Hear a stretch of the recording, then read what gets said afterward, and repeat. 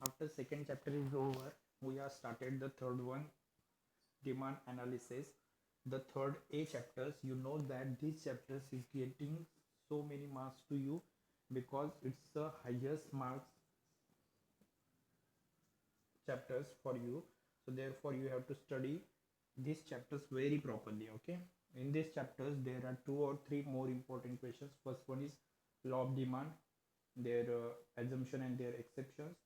Next, individual demand schedule.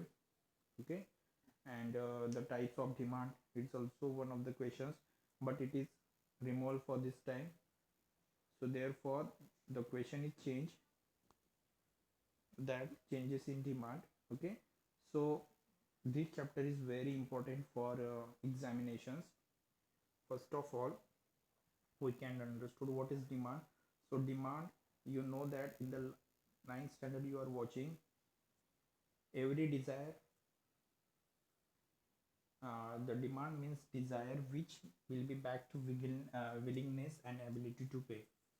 Demand का मतलब होता है डिजायर या कोई इच्छा जिसके लिए आप, जो आप मन में रखते हो या विलिंग करते हो, एक्सपेक्ट करते हो, और उसी के साथ उसके लिए पैसे देने की भी आप में ताकत होती है.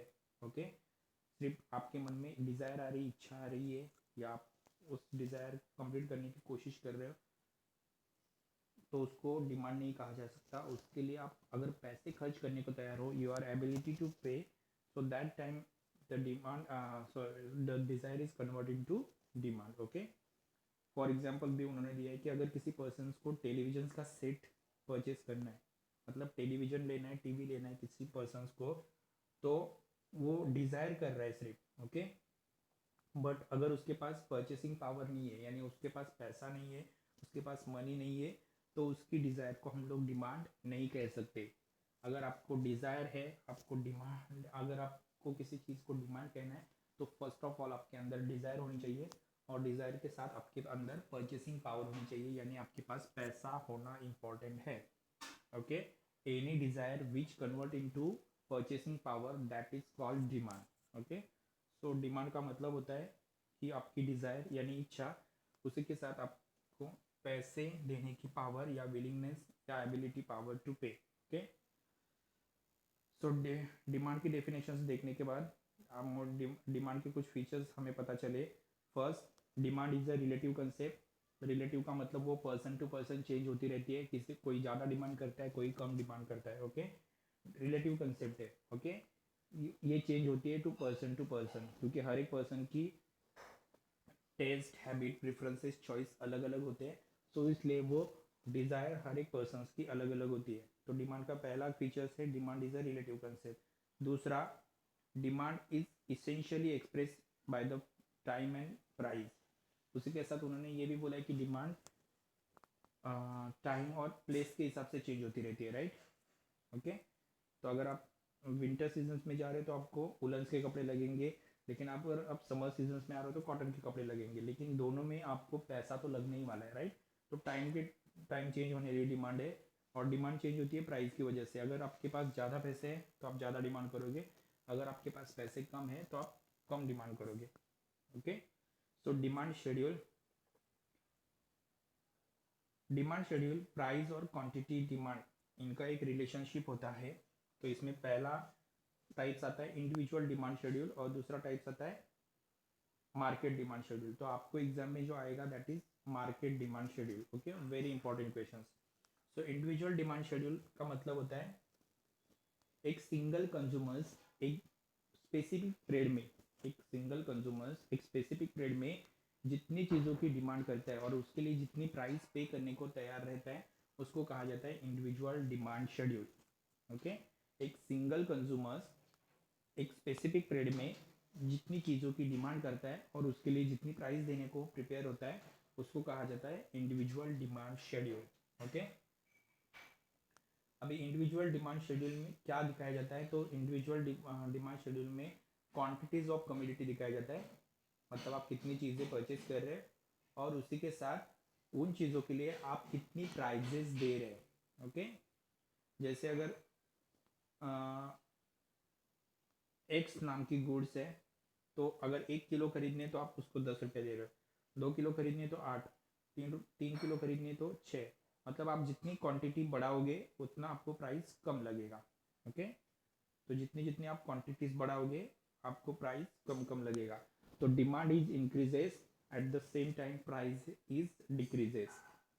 Demand is increases at the same time price is decreases. अगर आप नीचे देखोगे तो आपको quantity demand of community x दिया है टेबल नंबर 3.1 में, और एक तरफ प्राइस दी है। तो जैसे जैसे प्राइस ज़्यादा होगी डिमांड कम होती जाएगी, जैसे जैसे प्राइस कम होती जाएगी डिमांड बढ़ती जाएगी।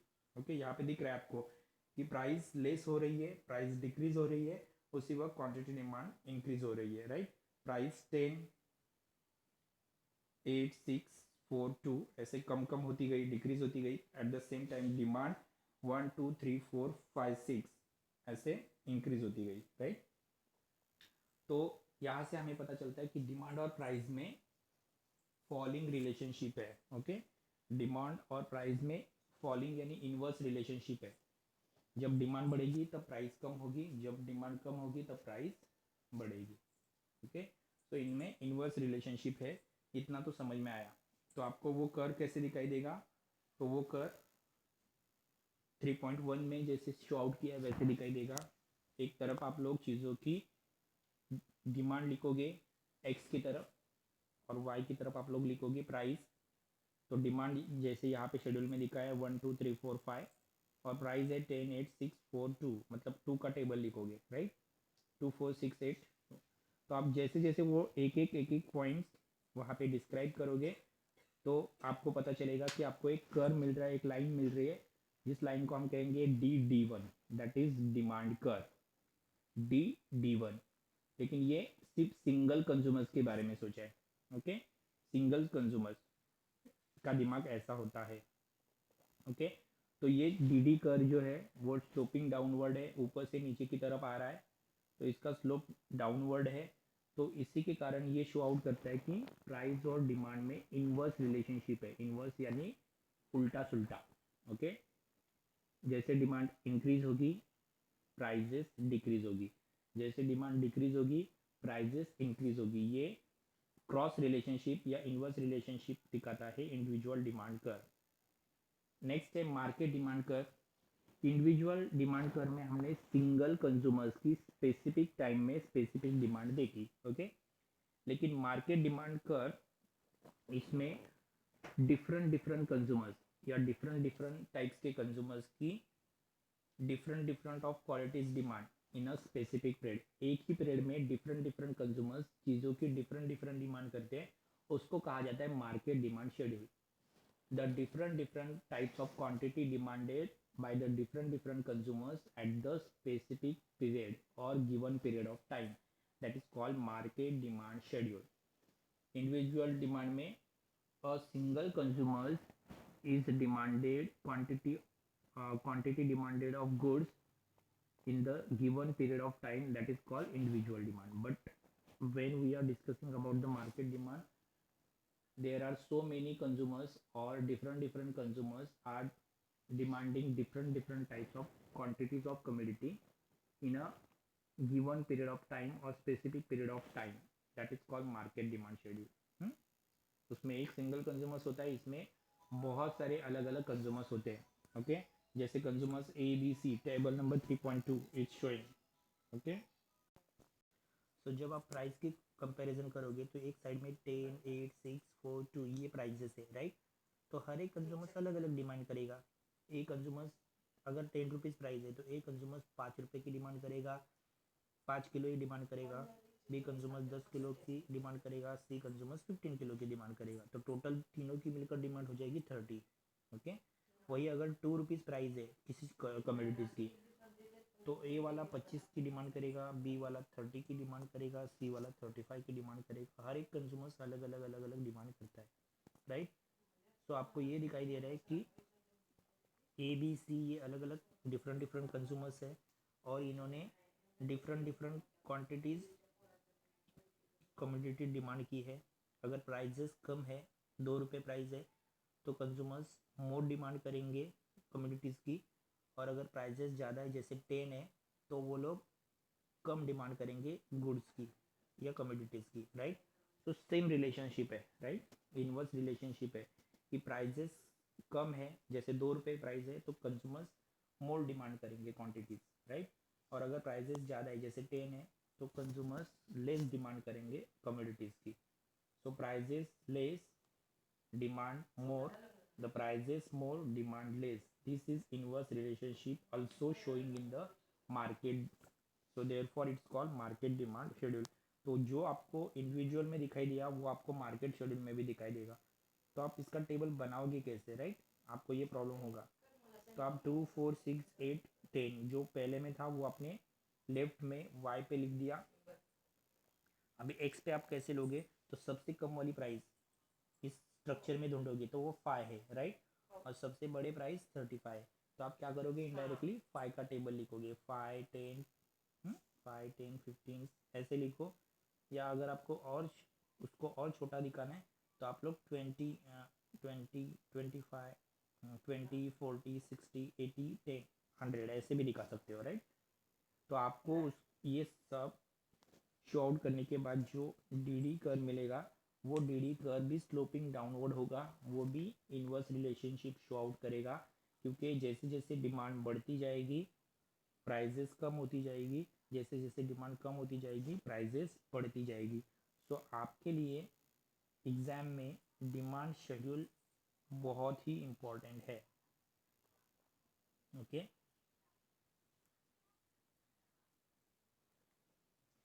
अभी ऐसा क्यों होता है, डिमांड कर्व डाउनवर्ड स्लोपिंग क्यों है, इसके रीजंस भी यहाँ पे दिए हैं. पहला है law of diminishing marginal utility. We are heard the Dr. Alfred Marshall's law, that is law of diminishing marginal utility. In there they are showing that when prices are falling the demand is increasing, and the prices are decreasing demand are falling, right. so इसी के कारण demand curve sloping होता है. Okay दूसरा है income effect. Demand actually depend होती है purchasing power पे, राइट. किसी भी चीज़ की डिमांड आपकी इनकम यानी परचेसिंग पावर पे डिमांड डिपेंड होती है. तो अगर आपकी परचेसिंग पावर यानी इनकम ज़्यादा है तो आप डिमांड ज़्यादा करोगे, और अगर आपकी इनकम कम है तो आप डिमांड कम करोगे. इसलिए इनकम का इसके ऊपर इफेक्ट होता है. तीसरा सब्स्टिट्यूशन इफेक्ट. अगर किसी चीज़ को सब्स्टिट्यूट अवेलेबल है, सब्स्टिट्यूट यानी ऑप्शन अवेलेबल है, तो ऑप्शन सब्स्टिट्यूट अवेलेबल होने के कारण प्रॉब्लम ये होता है कि जिस चीज़ को सब्स्टिट्यूट अवेलेबल नहीं है उन चीज़ की प्राइस बढ़ती रहती है, इंक्रीज होती रहती है. जिन चीज़ को सब्स्टिट्यूट अवेलेबल है उनकी डिमांड कम होती है तो उनकी प्राइसेस भी कम होती है. ओके डिमांड कम होने के कारण प्राइसेस कम मिलती है. तो सब्स्टिट्यूट गुड्स का भी इनके ऊपर इफेक्ट होता है. नेक्स्ट है मल्टीपर्पज़ यूज़. अगर आप किसी भी एक चीज़ का बहुत सारा यूज़ है, जैसे इलेक्ट्रिसिटी है तो उसका यूज़ ज़्यादा है तो उनकी डिमांड भी हाइयर रहेगी. लेकिन अगर किसी चीज़ का इस्तेमाल बहुत ही लेस है, किसी चीज़ का इस्तेमाल बहुत ही लेस है, तो घर की कोई भी चीज़ ऐसी देखो जिसका डिमांड बहुत जिसकी यूज़ बहुत कम है तो उनकी डिमांड भी क्या होगी, कम होगी. जितना ज़्यादा यूज़ उतना डिमांड ज़्यादा, जितना कम यूज़ उतना डिमांड कम. ओके नेक्स्ट है न्यू कंज्यूमर्स. अगर मार्केट में कोई न्यू कंज्यूमर्स है जिसको मार्केट का नॉलेज नहीं है तो उसके लिए क्या होता है, डिमांड कम हो सकती है. ओके और जैसे जैसे डिमांड कम होती जाएगी तो चीज़ों की प्राइस भी कम होती जाएगी. ओके जैसे जैसे डिमांड बढ़ती जाएगी तो चीज़ों की प्राइस ऑटोमेटिकली कम होती जाएगी. ये 5 चेंजेस की वजह से डिमांड का स्ट्रक्चर ऐसा होता है. Okay thank you students, just read carefully.